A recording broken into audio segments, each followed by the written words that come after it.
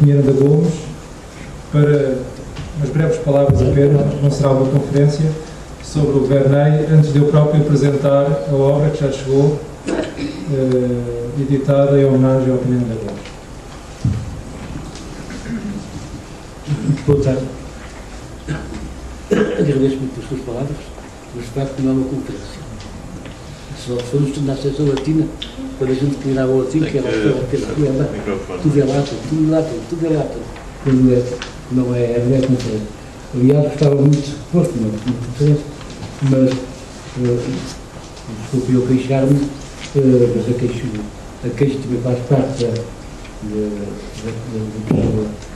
criatura, e de facto não foi possível, por razão de saúde, fazer reforço sobre o tema que o Renato Epifânio, por amizade, me propôs. De qualquer maneira, entendi que não devia ficar calado, que devia trazer, pelo menos aqui, nem que fosse, digamos, um desabafo de quem, com alguém que diz assim, nunca, o Renato Epifânio, desculpe, mas olha, só posso dizer isto, e é isso que eu vou dizer. Em primeiro lugar, quero prestar homenagem ao Dr. António Alberto Malha Andrade, que fez o favor de me estimar e com quem tive a honra de colaborar várias vezes, designadamente no levantamento e das biografias de uma grande quantidade de jesuítas que relacionaram da história de Portugal, e homenagem que veio a propósito, que é justa e propósitamente, porque quem na verdade descobre, quem revela o Luís António Verney do ponto de vista científico, desculpem este jargão científico, é de facto António Alberto Malha Andrade. Até a revelação que lhe devemos, Verney quase constituiu apenas um motivo de tensão ou de contenção muito mais apoiada em opções prejudiciosas ou ideológicas, em vez de serem assentes numa leitura e numa visão de caráter exegético e, eu direi mais, hermenêutico. Porque todas as obras, por mais ricas que sejam, necessitam mais de hermenêutica do que exegese. Um pouco livremente, eu direi, e vou comparar isso, exegese é assim um pouco como ordenhar leite, enquanto que hermenêutica, a mim me parece que é mais o contrário, é encher o corpo. Agora, o Dr. Malha Andrade, ao publicar aquela obra inicial nos anos 40 sobre Verney e a filosofia portuguesa, e esta filosofia portuguesa naquela altura, ele não punha nela na expressão o sentido e o valor que depois lhe veio a ser dado, ele utilizou isso de uma forma branca e neutra. Mas depois deste trabalho, que saiu da Educação Critério, Braga, ele publicou aquela obra Verney Cultura do seu tempo, que constitui o repositório global de toda a época do Verney, e, portanto, do finais do século XVII até finais do século XIX. Eu diria que é impossível, aliás, é desnecessário hoje proceder a um grande número de investigações limitadas para as personalidades deste tempo, porquanto todas elas, de uma forma geral, nominal ou apenas alusiva, estão consideradas nessa obra de Malha Andrade, Verney e a cultura do seu tempo. Penso até, e aqui poderá, a minha opinião, parecer que visa diminuir o valor da obra, mas direi porque é o meu pensamento, é que o Verneuil e a cultura sobre o tempo do Verneuil literário é um guia. É um guia. Faltou-lhe a segunda parte, que fosse a interpretação do pensamento de Verneuil como se nada mais tivesse existido no seu tempo. Creio que todos os filósofos, todos os pedagogos, no fundo de sua alma, o que pretendem é ser contemplados na sua vera essência, como se não houvesse outras referências laterais. É, como se diz na deontologia médica, quando o médico é chamado à casa de um doente, para observar, o médico não começa a perguntar aos vizinhos o que é que acham que o doente tem. Vai diretamente ao corpo do doente e questiona o que é que sente, o que é onde se dói, o que é. E depois é que, subsidiariamente, pode ouvir então a opinião dos vizinhos e da família. A nossa história da filosofia vive um pouco deste modo. Procuramos saber as opiniões e perdemos tempo nas bibliografias, levantamentos bibliográficos, diarísticos e etc. E deixamos fugir entre os dedos a essência daquilo que nos propomos fazer. De tal forma que a nossa história da filosofia é muito rica em termos bibliográficos, mas talvez escasseie em termos, digamos, exegéticos, hermenêuticos e interpretativos.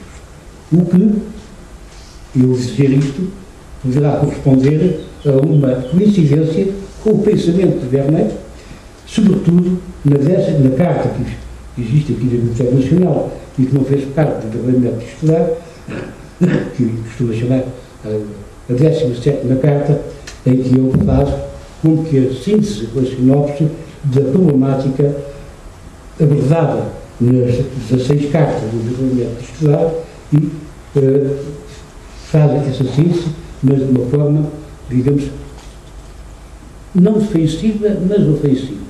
Não defensiva, mas ofensiva. Aliás, se bem se recordam dessa carta, ele apresenta propostas que, de algum modo, levaram a uma visão paupera do pensamento português e da nossa capacidade intelectual. De certo modo, servindo de padrão à polémica ou à controvérsia em torno do problema da filosofia portuguesa, em que os defensores, os propositores, os defensores, foram infinitamente menos do que os opositores e os combatentes. E, de facto, nessa carta do dia 1 de janeiro de 1753, ele, escrevendo a um correspondente, diz que tudo isso que a nossa nação tem e sempre teve sujeitos de grandes luzes em toda a matéria e que sabem dar às coisas o seu justo valor. É falso. É falso. Nós não temos conhecedores de toda a matéria. E outro ponto é que é também falsa a opinião de que temos conhecimento do que há na poesia, na retórica, nas belas letras e assim nas ciências e também no bom gosto e na aplicação das ciências, mas também isso é falso. Não temos nada disso.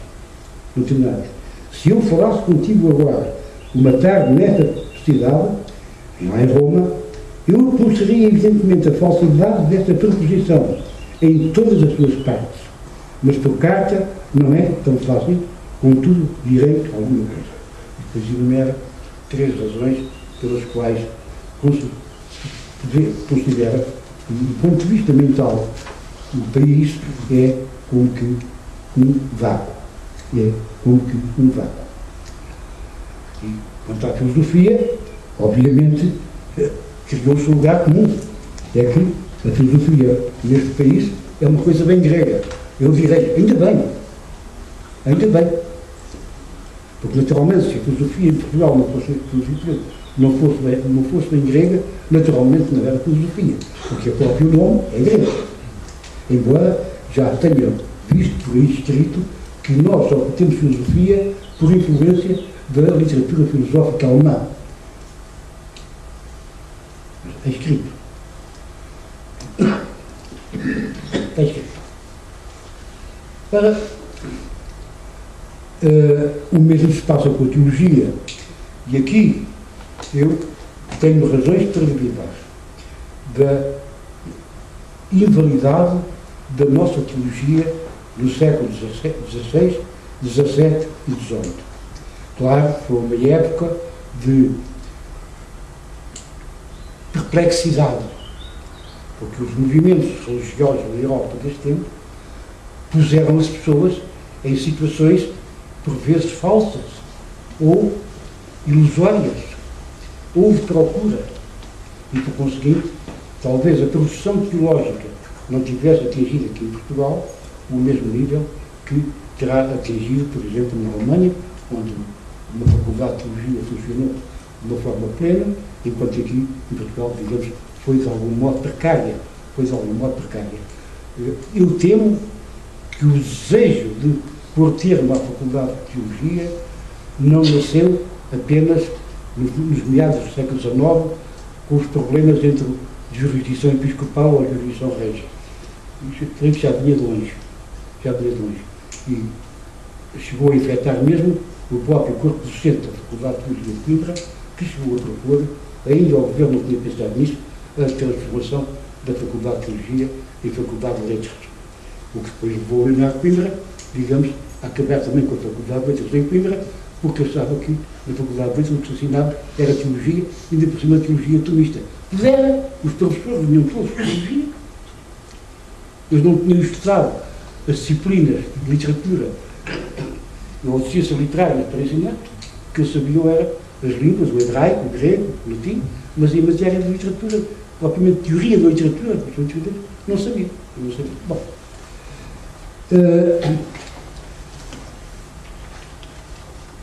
em época,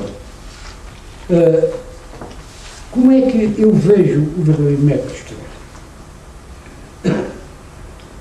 Vejo como um documento de desafio que foi mitificado, e creio que aqui não estou a dizer nada de novo, porque a própria visão, um determinado escrito, de José Marinho teve, de Vernei e de Michelin, do que se constituiu como uma espécie de mito. Um mito.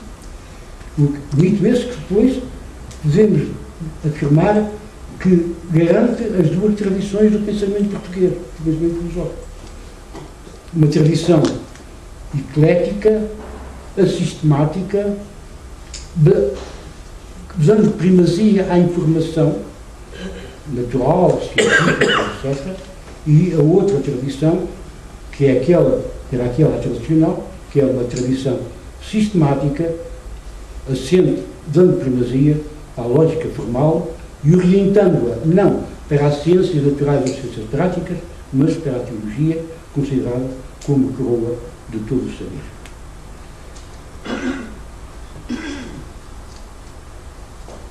Pergunta: já alguma vez se efetuou entre nós uma leitura comparada do verdadeiro método de estudar com o Ratio Studiorum dos jesuítas?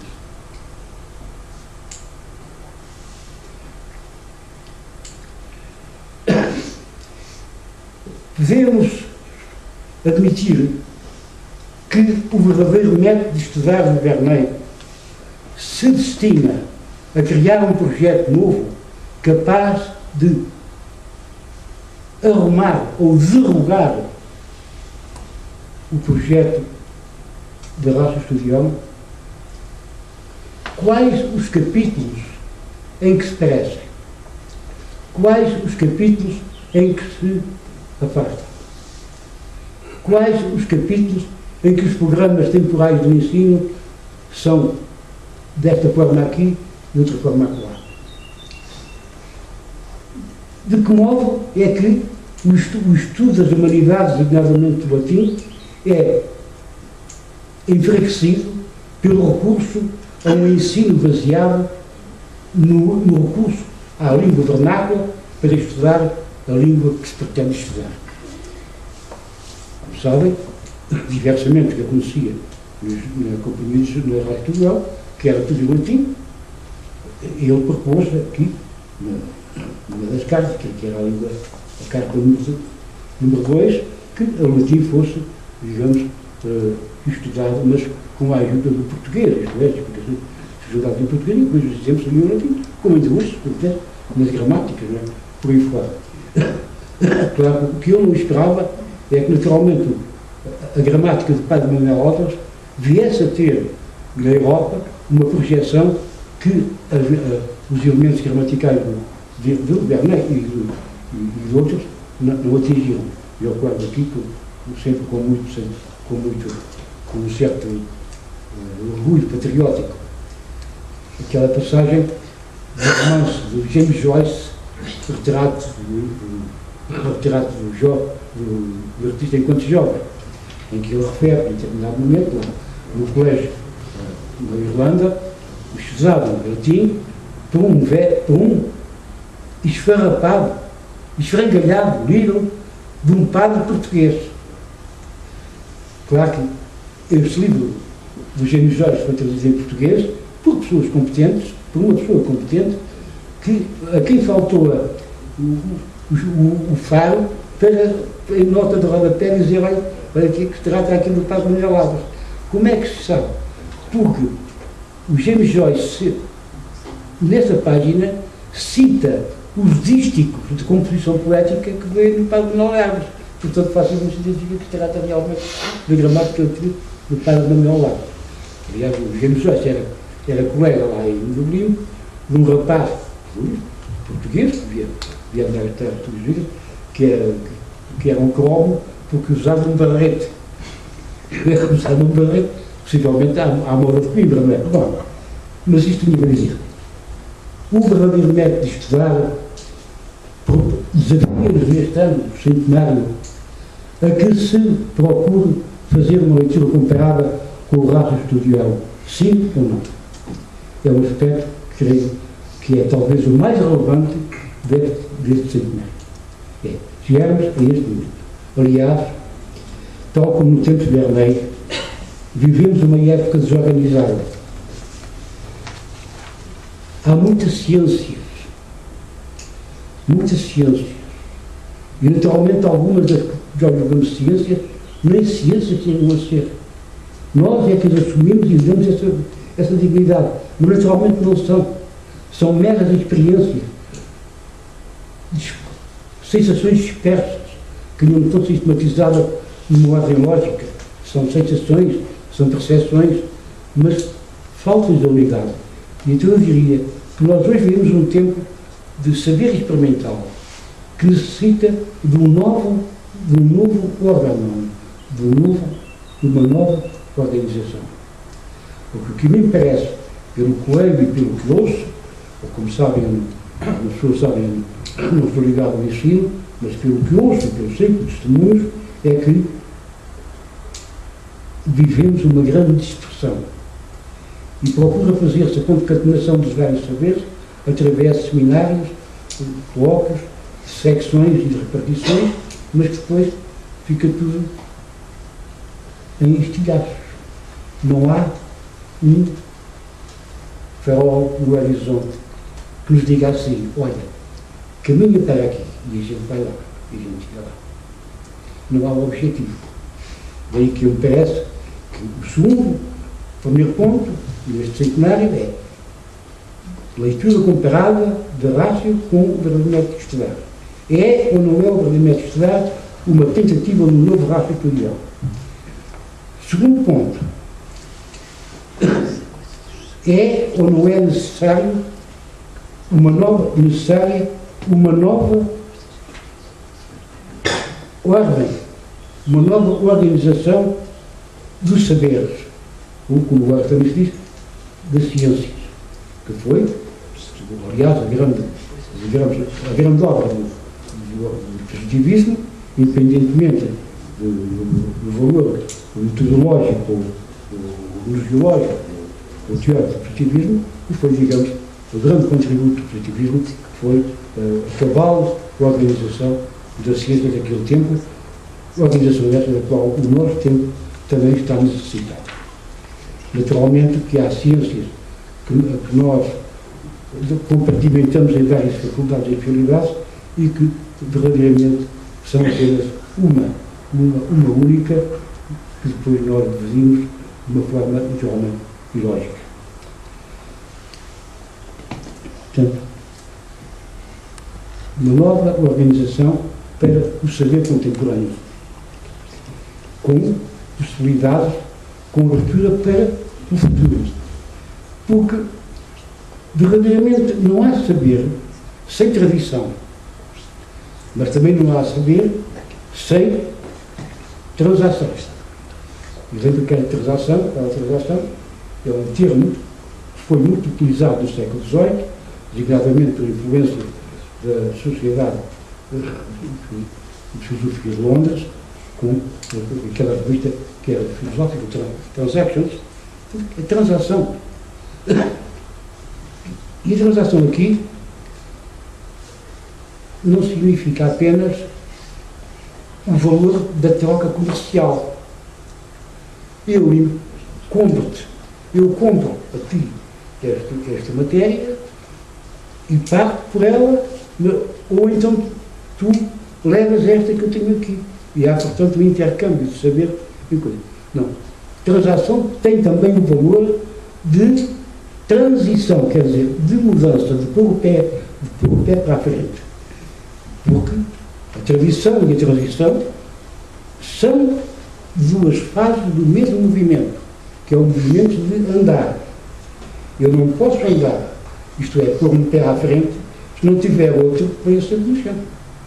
Se tiver os dois no ar, caio. A tradição é necessária à transição. E a transição é necessária à tradição, sob pena de a tradição envelhecer e não morrer.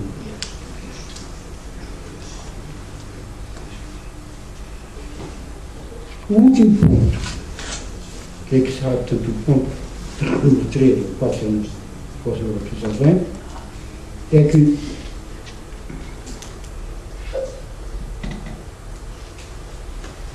diversamente do que Verneuil algumas vezes preferiu, não podemos ir atrás de tudo o que nos veio de fora. Temos que ser, ou tentar ser, autónomos na forma de pensar. Não podemos fazer assim este diálogo. Diga-me, menino, o que é a arte? E o menino responde: meu professor, segundo diz o Joaquim da Perdizes, a água é. Claro que fica muito satisfeito.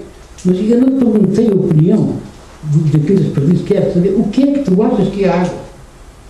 O que é que tu achas que é? Quer dizer, pensar, discorrer por conta própria, por risco, não ter medo, ser capaz de formular uma opinião, mesmo que essa opinião seja infundada, e acabe por ser, portanto, por ser refutada. Nesta perspectiva, entendo que o nosso primeiro dever, como aqui em Portugal, neste preciso momento, em que somos, digamos, confrontados com tentativas de absorção, de diminuição, através de caminhos que não são os da filosofia, mas que são caminhos exógenos e até antagónicos ao saber filosófico e ao saber filosófico, nós temos que ganhar consciência de que somos capazes de pensar por nós próprios e que, na realidade do nosso pensamento, é que nós reconhecemos também a realidade da nossa existência. Se não pensamos como nós, não somos nós. Eu espero bem que, diversamente do que Verneuil nos propôs, nós sejamos nós. Muito obrigado.